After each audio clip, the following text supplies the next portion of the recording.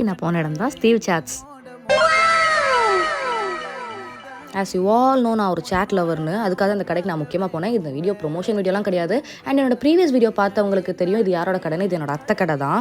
இப்போ அத்தை கடை வந்து ரீலோகேட் பண்ணியிருக்காங்க. அதுக்காக ஒரு சின்ன ஓப்பனிங் செரமனி வச்சாங்க. அதுக்காக தான் நாங்கள் போனோம்.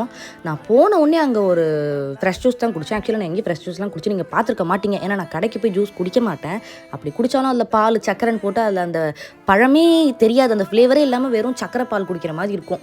அதெல்லாம் நான் குடிக்க மாட்டேன். அத்தை கடை எப்படின்னு பார்த்தா வீட்டில் எப்படி அவங்க பசங்களுக்கு அவங்க பார்த்து ப்ரிப்பேர் பண்ணுவாங்களோ அந்த மாதிரி தான் கஸ்டமர்ஸ்க்கும் அவங்க கொடுக்குறாங்க. ஏன்னா நான் குடிச்சப்போ அங்கே ஒரு கஸ்டமர் குடிச்சிட்டு இருந்தாரு.